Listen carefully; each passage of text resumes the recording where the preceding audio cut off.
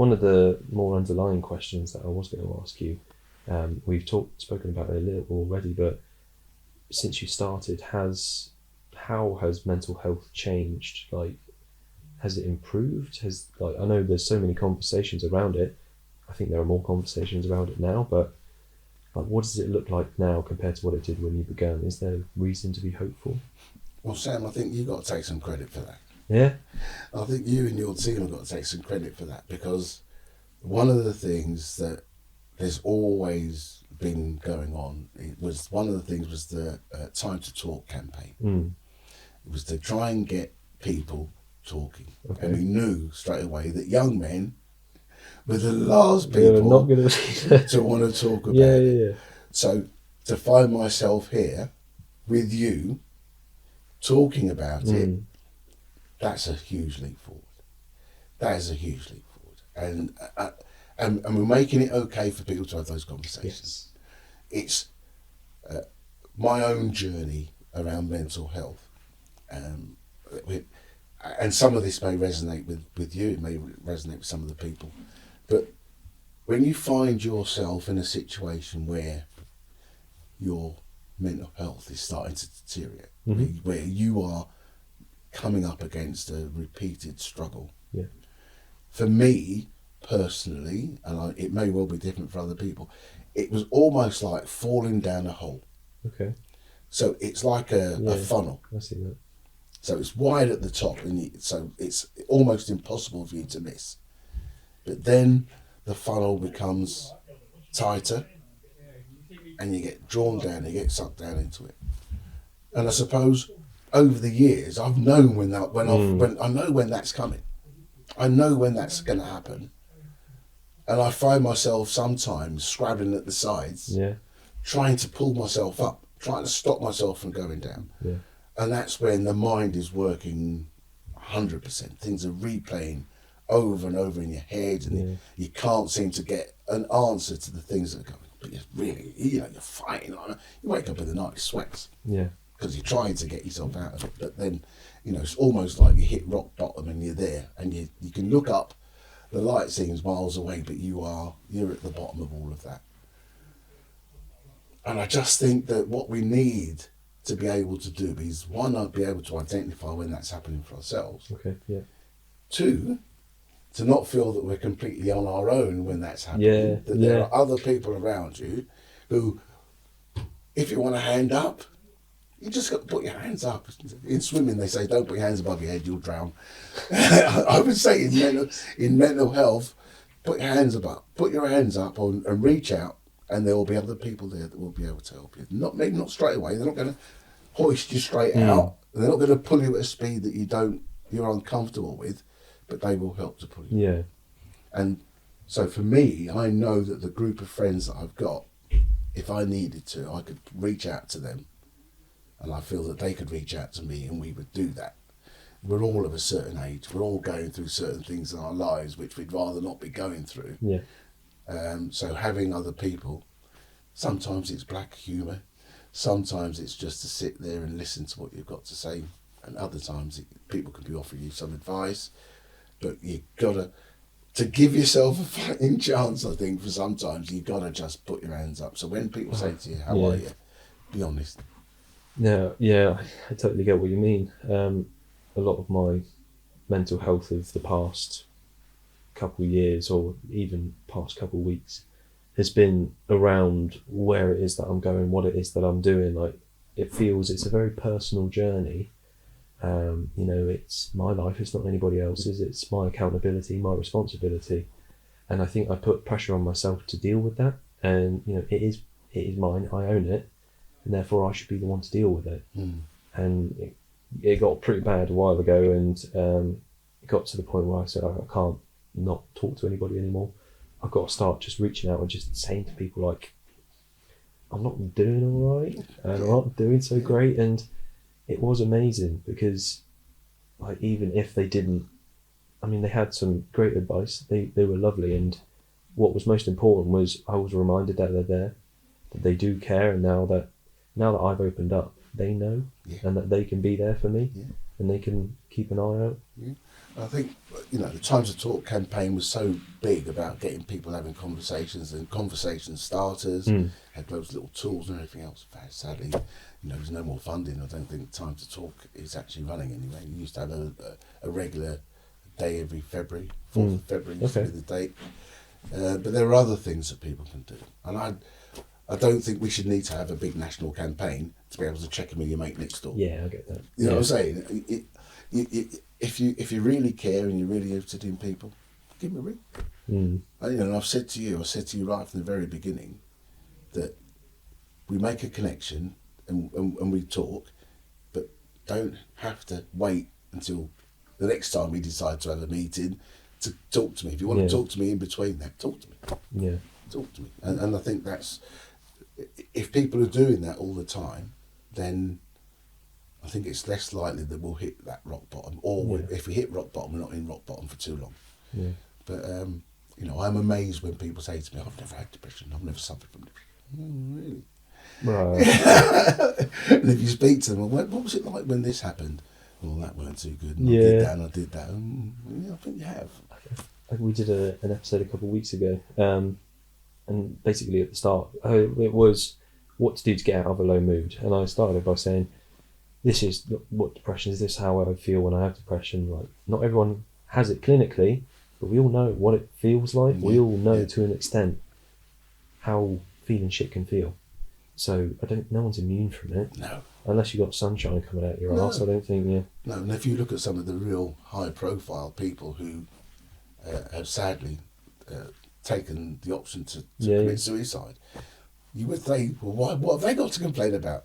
But whoever checked in with them and actually really wanted to ask about it. I saw a video, it was part of another bigger video, generally kind of covering men's health and well-being, but I think it was an Australian advert for mental health, and it was two guys at a football game, and one of the guys was clearly upset. He wasn't watching the game, had his head in his hands, and day after day the guy next to him, his mate, was asking him how it was. How you doing, mate? Are you doing all right?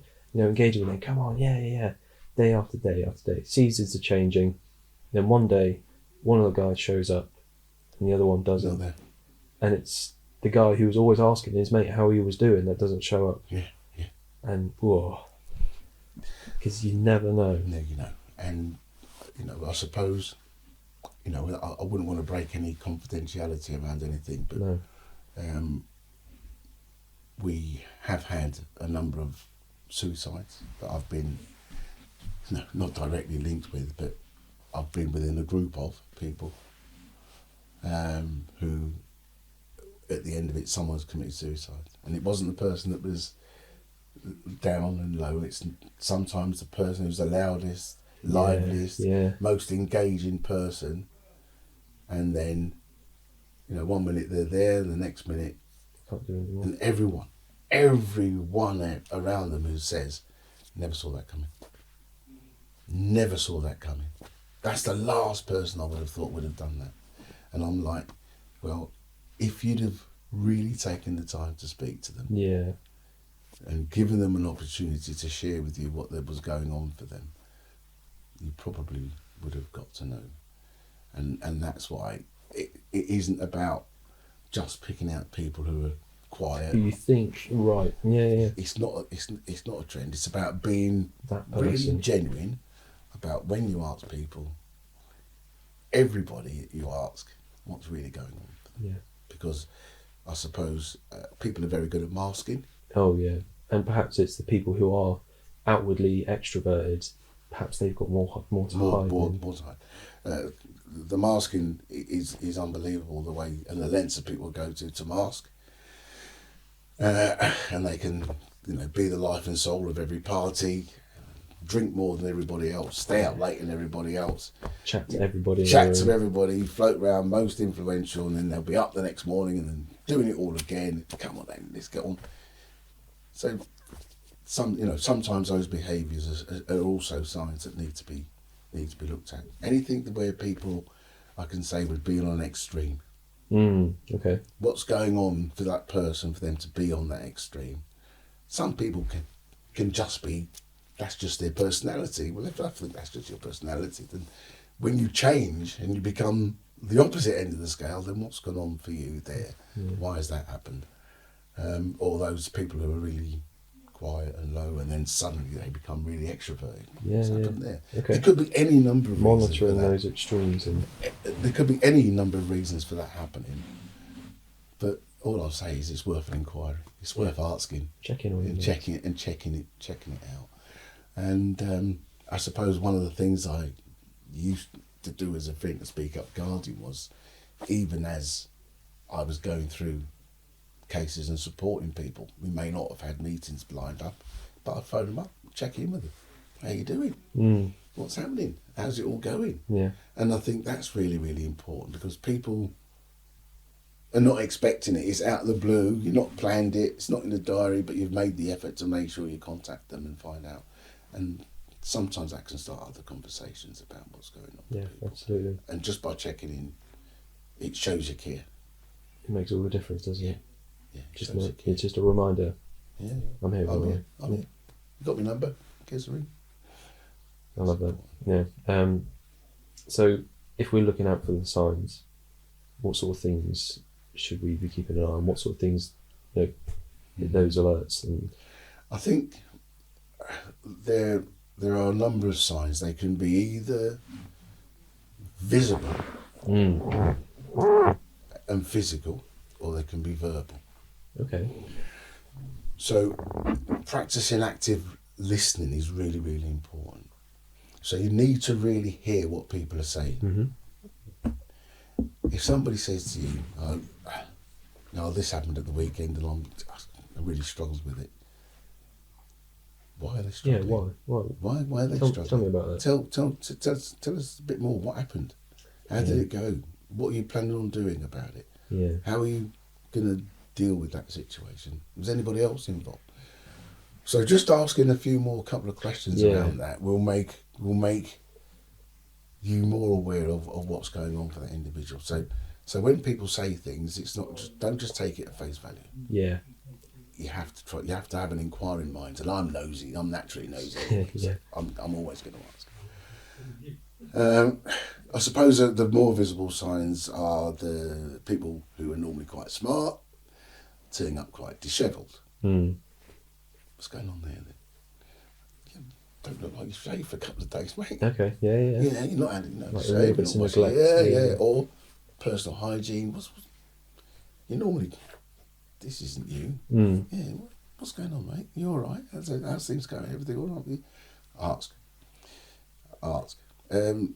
It could be, heaven forbid, that you end up going to talk to someone, or you end up sitting and chatting to someone and they're drinking all the time. Okay, yeah.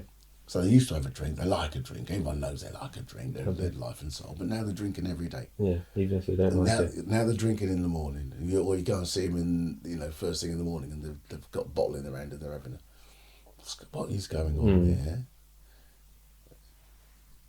What's going on there? Is there anything I can do to help to break that cycle? Yeah. You haven't got to, reporting them and taking them to the AA. It's a case of just sometimes just being there with them. Say, all right, tomorrow morning I'll come round, we go for a walk. Do you fancy going for a walk? Rather than you sitting in there drinking beer. Let's go for a stroll down the beach or something. Or let's go. We live in a beautiful countryside here. Let's get yourself out and go and do something. Yeah. Or do you want to go to the cinema? Do you want to go for a cup of coffee? Just by doing that sort of thing will break that cycle, and you'll give you an opportunity to have different conversations with people. With all of those signs. I think not being judgmental, not diving in there and saying, you should be bloody drinking this time of night. Have I got some advice for you? Well, listen up here. Yeah, I've got some, what are you doing? That's not going to help. That's not No. So your approach to it has got to be one which is one that comes from a place of wanting to help, wanting to know, rather than one that wants to control. Yeah. Because actually, the person who's got the control is that individual. So I want to be able to get into a space with you where I can help and support you. But the last thing I want to be doing is telling you what you should be doing. I just need to know why you're doing it. If you can help me to understand that, and then maybe we can do something about that. Yeah, I think I struggle with that. I think where I'm so motivated and passionate about helping people, making people feel good, and helping just people in that regard be healthier and happier, I can sometimes get like that. Oh, maybe try this, maybe try. Sometimes it's good to just shut up and listen. Yeah. Give them the platform. Yeah. And I suppose the thing is sometimes just to say, well, if you weren't drinking this morning, what would you rather be doing? Yeah. And letting them come to those sort of conclusions. Oh, I used to do this, or I used to do that. Well, fancy doing that tomorrow. Yeah. Why don't we try doing that tomorrow and see where that goes? But just giving people opportunities to choose for themselves without you dictating to them. You're not the law. No. And yeah, it's like, who really knows better than the other person?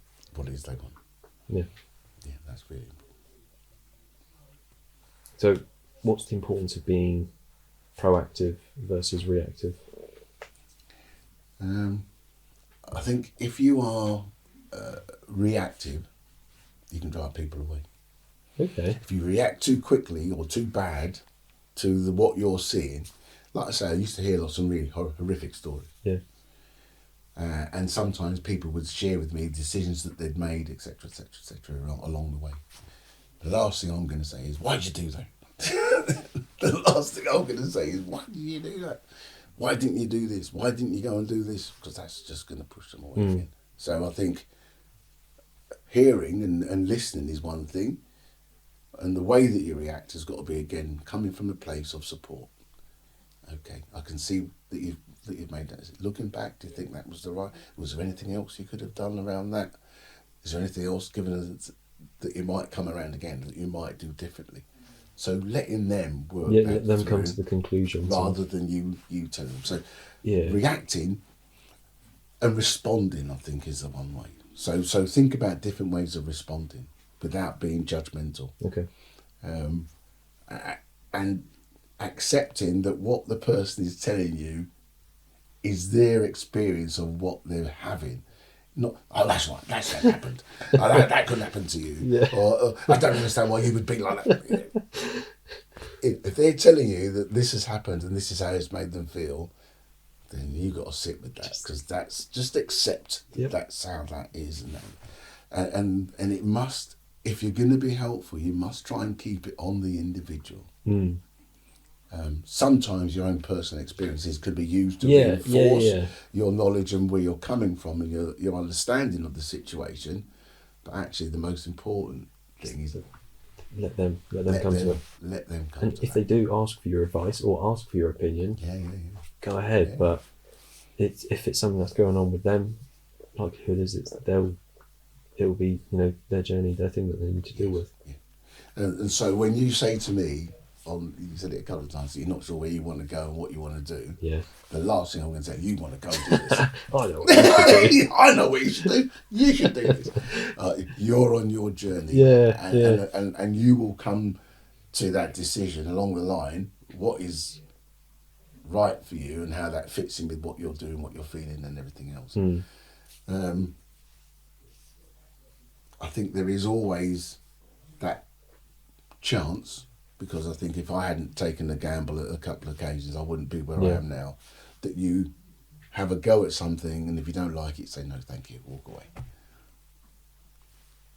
And that is your prerogative, without overcommitting to anything, and without other people, other influences taking over and everything else.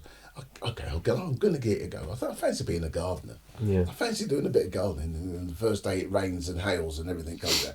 I ain't doing gardening no more. Yeah. I'm not good. Better to know than not know and regret it. Because actually, if you don't experience things, you don't know whether or not it could be. If it could be just that thing, just because you've got it in your mind that it may not be, it could be. So get a crack. Yeah. Have a go. And I think that was something that the army gave me throughout all my time. Not was I only doing sports that I loved, I was doing sports that I wasn't particularly good at. So I ended up in the swimming pool, ended up playing basketball, I had to go at everything until I found the one sport that I was really good at, which was volleyball. And if somebody had said to me at the beginning, go and play volleyball, I was like, no, I've never played it before, I don't know what I'm doing, it all feels completely wrong. But because I'd had all the experience of trying everything else, it just fell into it. I love that, You never know what's going to be good for you. But well, And you never know what you're going to be actually good at, what you've got natural talents at. Yeah. I mean, I know there are people out there who sing. I can't. I don't. You don't want me singing. We're not getting a song. You're not going to get a song. No. But they don't realise that they can sing until they start singing. Yeah. Yeah. And then other people say, "Oh, you can sing. Really? Can I? Oh, really?" And then that becomes a self-belief, and then it goes on. But no, I can't sing. Okay, so say we've identified somebody, they're not doing so well. They might be neglecting their own health. They might have erratic behaviour. We know that we should talk to them. We know that we should say something, ask them how they're doing. How do we approach having that kind of conversation with somebody? I think it goes without saying the most important thing is trust. Absolutely. You have to build up trust. I think it's also about, a bit like how we started the interview talking today. Don't just get to the meat of the subject straight off. Yeah. You got to ease into it and time the way that you answer questions and who you answer questions of in time. Because again, if you go rushing in it, a bull in the china shop, you just push them away. Yeah, like if you have an appreciation for what this might mean for the other person, don't be like, "Are you okay? How is your mental health? What's going on? Is everything in your life all right?" Yeah. No. Just goes away. So it's how do you get to that point? And maybe just talk about something else. You could talk about the weather. You could talk about sport at the weekend. Talk about what football clubs. Anything that may be of interest to them. And when you'll know when it's right in the conversation. You kind of know when it's right in the conversation. They will give you signs. They may even start talking about it themselves. Yeah. So I think it's about taking your time into getting into that patience. Yeah. You don't feel that you've got to be rushed into it. And you got to let them have the time that they need to get to it. Yeah. And everyone will be different. Everyone will be different about it. I think one of the key skills I've found is I know how to ask a good open question without being direct. Yeah. And I know not to interrupt a silence. Okay. An example there was I said it, paused, until you responded. Yeah. It's as if you felt compelled yeah. then to fill the space. And it's the same when you're talking with people and having conversations with them. Ask them a question. It's like handing the ball over to you. Ask them a good open question and wait for the response. Do not double barrel your questions. How are you doing? What are you doing today? Where are you going tomorrow? Which one do I answer first? So, how are you doing? Leave it, let it lie. See what response you get. And then if they don't really answer it, say, I was really, really genuinely asking, how are you? How are you doing? Yeah. Give them space and let them come to it. And then you'll get to have that conversation with them.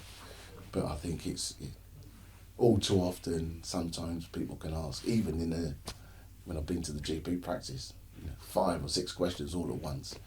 And then I say, which one would you like me to answer? Yeah. I feel like I have to acknowledge, like when I'm doing interviews, it's good to have kind of a few different variations of the question, because then that gives you options to talk about. But when it is something personal, something that's coming from you, which you might not have articulated, you kind of have to bring it out in a direct and honest way. Yeah. I mean, you can say it in 3 different ways, but if you can say it right in one, then that will be the most true answer that you can give. And I think people will use certain words to articulate what's happening to them. Yeah. So when I'm having those conversations with them, I don't change those words. I will use the same words that they've used. So if they say I'm in a difficult place, so I said, well, how long have you been in this difficult place? So I don't hear I'm in a difficult place, or how long have you been depressed? You see how changing the word it changes the whole conversation. So use the same language. Use that language. It's really important of what they're saying to you. Use that back with them because they'll identify with it, and 2, you've demonstrated that you're listening. You've heard what they've said, that. and then you can build on that as well. Okay. So I think that's good. Okay, so we've approached this person. and we've started the conversation. What is the difference between listening to somebody normally and active listening? How do we engage in active listening to best aid the person that we're talking to? So I think I've seen some pretty good infographics on this, that when we are listening and engaging with people, we're having a conversation. Yeah, it's so you say something and then I'll come back with something else, and you'll have a one-liner to throw in about something and I'll say something else about that.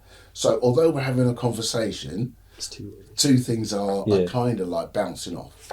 When we're actively listening to people, then I'm actively listening to what you're saying. So the bit that I say next will lead off of what you've said. Yeah. Okay. So it's a difference. I don't know. So someone says, "Did you watch the game of the weekend?" "Oh, it was a brilliant game. So-and-so scored a fantastic goal." "Yeah, I was in the crowd." So you're having the same conversation about the same event, but giving your own personal points of view about it as you're going through it. Yeah. In an active listening situation, I'm demonstrating that I've actively heard and listened to what you've said, and I'm feeding back on what you've told me to build onto that conversation. Like there's a time and a place to have that two-sided conversation, but active listening is appreciating that at this time it's not about you, it's about them, the person that you're talking to. Sometimes people want to delve in and they want to go into things about themselves as well, but only to reinforce what the other person said. But I suppose it's the difference between it's showing real empathy with the person, but that you've heard what they've said and you're responding to what they've said, rather than, "Oh, well, yeah, that was really good. I remember that when that happened to me. I did this and I did that and I did this," and then they'll come back and say, "Well, I'm really feeling quite poorly." "Oh yeah, well, when I was feeling quite poorly, I found that going to this was me. So all about you. It's not really that's how it goes. So it's how do you keep that with that person, and that will build again that trust element. Because I think breaking that trust at any stage is almost irreversible in those types of conversations. Yeah. You have to be building that trust all the time and respecting the individual all the time. Otherwise it will be broken and you'll never fix it. You've got to appreciate what they're doing and what it is that you're trying to do by talking to them. Like you're trying to get them to talk about something which makes them feel incredibly vulnerable. Extremely vulnerable. And if they're bringing it out and out and out, that's likely that the more they bring out, it's the less that they've shared before. And if you then break that trust, then that's something that they might not ever want to share again. And I think that's where, leading on from that is that in certain situations you will hear some really terrible things that people have experienced. That people have done, or decisions people have made. You invariably, if you give people that platform to have those conversations, that will come out. Where does that lie with you? As an individual now, you're carrying around a burden of information and knowledge about something, about someone. So you need to have a way of parking that, unloading that. So as Freedom to Speak Up Guardians, we used to have check-in sessions with Guardians where we could upload that or just talk about it without disclosing who it's come from or where it's come from. But this is what I've heard, this is what someone's going through. I found it really distressing to hear that. Right. Got to be honest.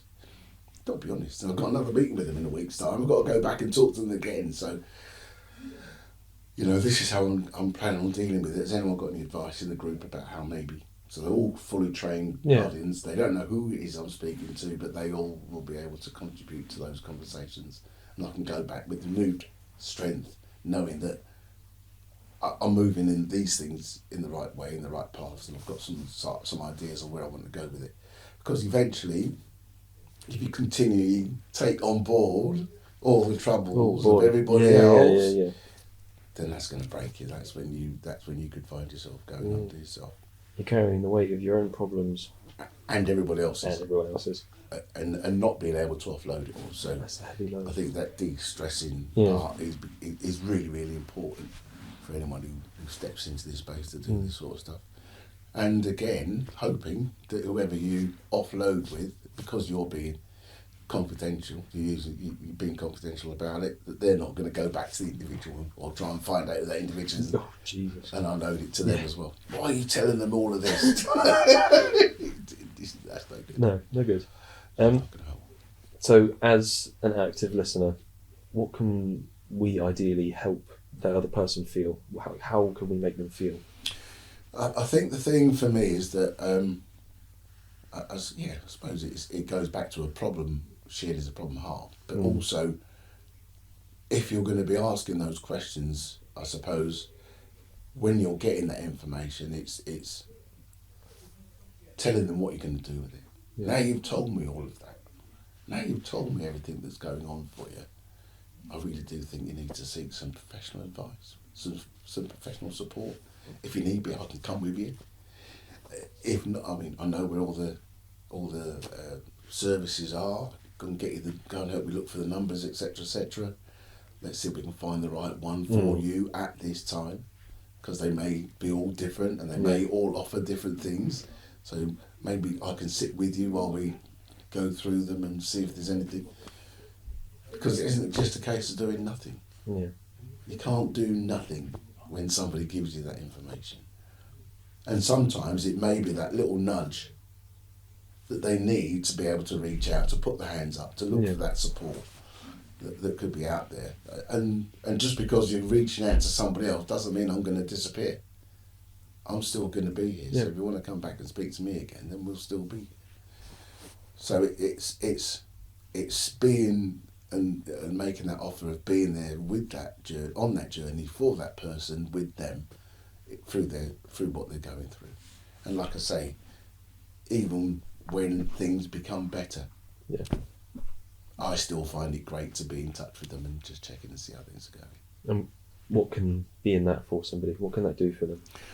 Well, one, it makes them feel like, one, they're not alone. Yeah. In that I'm not completely isolated. That feeling of being at the bottom of that pit. There's no one else down there with you. There's not like a group of you in the bottom of the pit that are trying to dig your way out. It's you. It's you on your own.